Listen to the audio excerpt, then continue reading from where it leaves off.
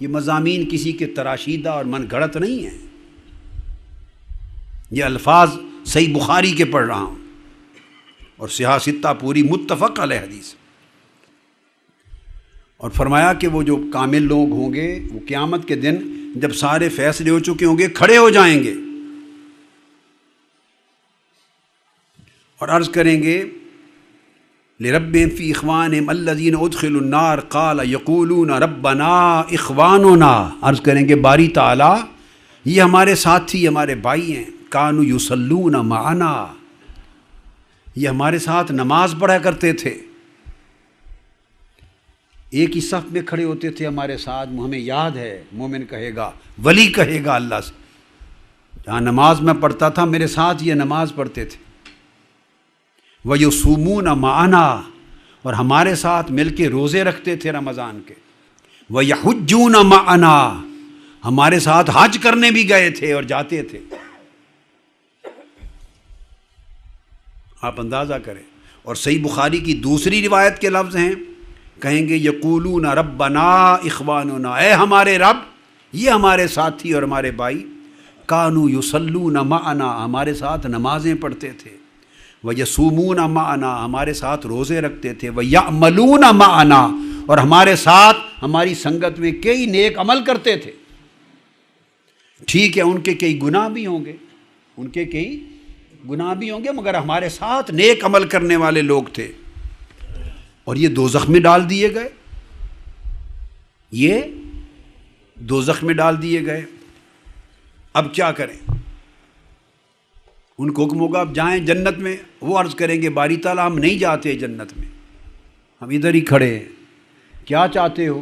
یہ لوگ جو زندگی میں ہماری سنگت میں رہے، رفاقت میں رہے، معیت میں رہے، تعلق میں رہے، ہمارے ساتھ اعمال کرتے رہے نیک، یہ ہماری آنکھوں کے سامنے دوزخ میں پڑے ہیں، ہم انہیں چھوڑ کر اگر جنت میں چلے جائیں اور وہ جلتے رہ جائیں تو ہم تو بے وفا ہوئے،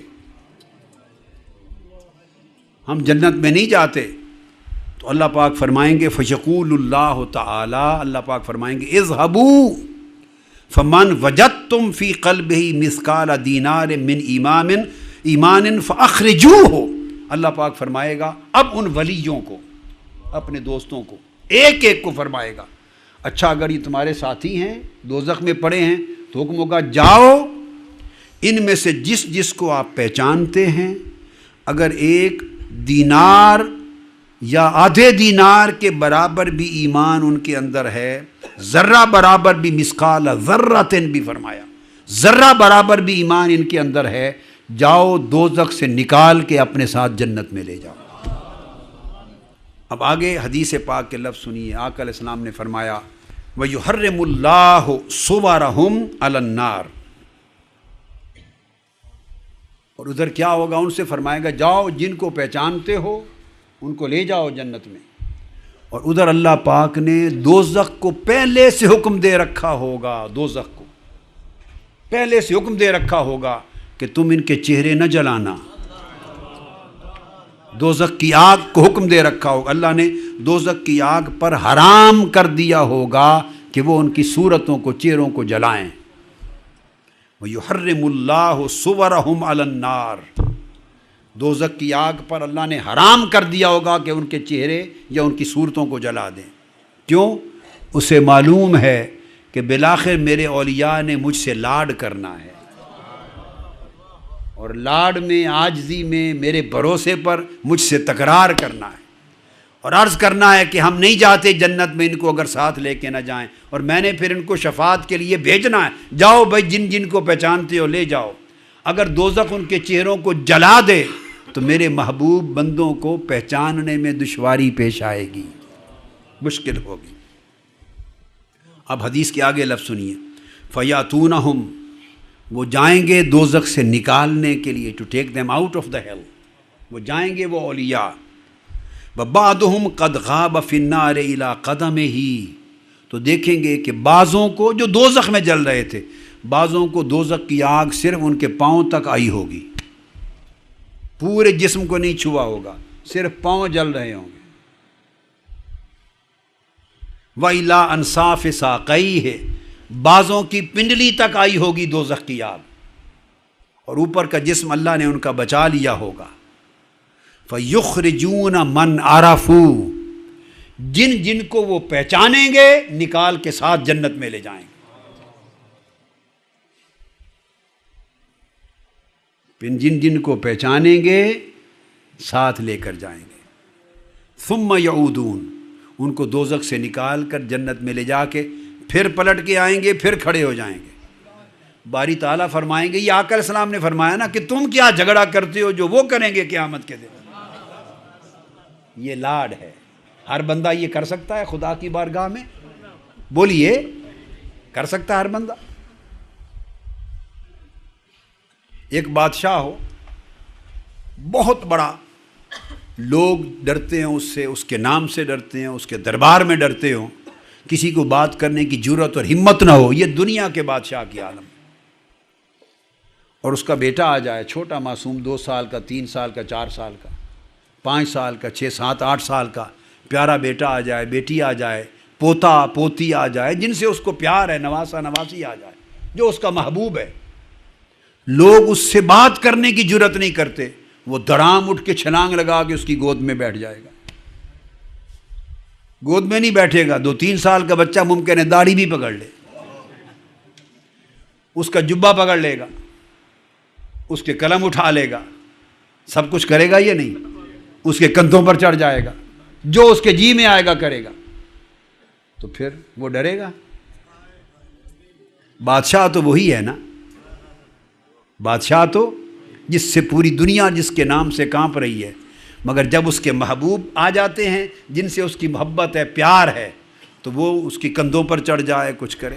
آقا علیہ السلام سجدے میں ہیں، نماز میں، حسن حسین آ کے حضور کی پشت پہ چڑھ جاتے، کندھوں پہ چڑھ جاتے۔ اور کسی کو جرأت ہے کہ پشت مصطفیٰ پہ چڑھ جائے دوران سجدہ؟ کسی کو جرأت ہے؟ بولیے نا۔ حسن اور حسین چڑھ جاتے، اور وہ جب تک اترتے نہیں آقا علیہ السلام سجدہ بھی لمبا کر دیتے ہیں۔ صحابہ کرام پوچھتے ہیں یا رسول اللہ اتنا لمبا کیوں کر دیا؟ فرمایا اس لیے مجھے ڈر تھا اگر میں اٹھ گیا تو شاید وہ گر نہ جائیں، چوٹ نہ لگ جائے، سجدہ لمبا کر۔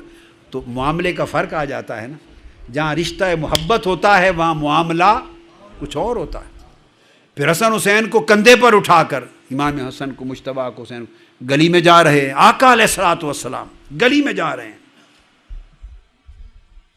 ابو بکر صدیق اور علی شیر خدا رضی اللہ تعالیٰ عنہ ساتھ۔ سیدنا صدیق اکبر دیکھتے ہیں تو عرض کرتے ہیں مبارک ہو اے حسن بیٹے، کتنی اچھی سواری ملی ہے آپ، کتنی اچھی سواری ہے، جن کے کندھوں پہ سوار ہو کے سیر کرتے پھرتے ہو۔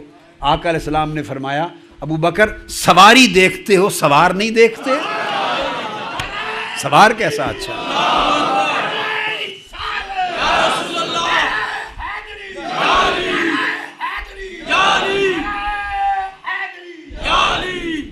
اب بلا تشبیہ و بلا مثال، نہ اس رب کائنات کی اولاد، نہ پوتے پوتیاں، نہ نواسے، نہ اس کی بیٹے۔ میں نے بات سمجھانے کے لیے کی کہ دنیا میں کوئی کتنا عظیم المرتبت کیوں نہ ہو، کیا کتنا عظیم المرتبت کیوں نہ ہو، جہاں فرشتے بھی دم نہ مار سکیں، وہاں جب محبت کا رشتہ اولاد کا، بیٹے بیٹی کا، جہاں پیار آ جاتا ہے تو وہ پھر جو چاہے کرے، کندھے پہ چڑھ جائے، وہ سینے پہ چڑھ جائے۔ اب تشبیہ اور مثال کے بغیر یہی معاملہ جن لوگوں سے اللہ کو پیار ہے اور بے پناہ محبت ہے، کیوں؟ جنہوں نے اس کی محبت میں زندگی میں راتوں کی نیندیں قربان کر دی۔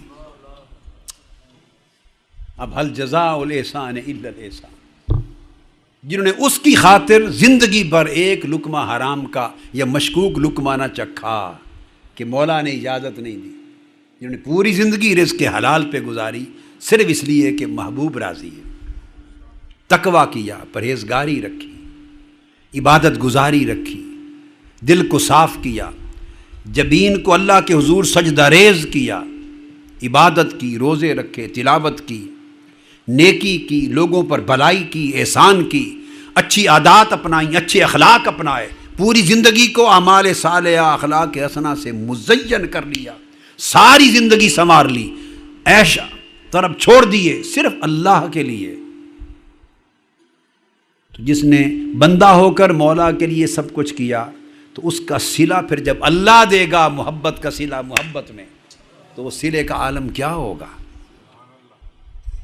اس کو اللہ کی بارگاہ میں پھر یہ محبوبیت اور مقربیت نصیب ہوگی جس کو آقا علیہ السلام نے بیان کی. یہ میرے لفظ تو نہیں ہیں. فما انتم باشد علی مناشدۃ فی الحق، کہ قیامت کے دن جبار رب جبار کے سامنے وہ لاڈ میں تکرار کریں گے.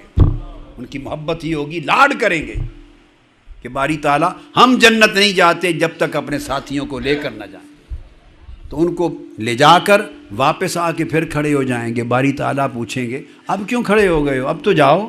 کہیں گے نہیں، کچھ لے گئے ہیں، آپ نے شرط لگائی تھی دینار کے برابر ایمان ہو، اب کچھ وہ رہ گئے ہیں جن کا آدھا دینار کے برابر ایمان ہے.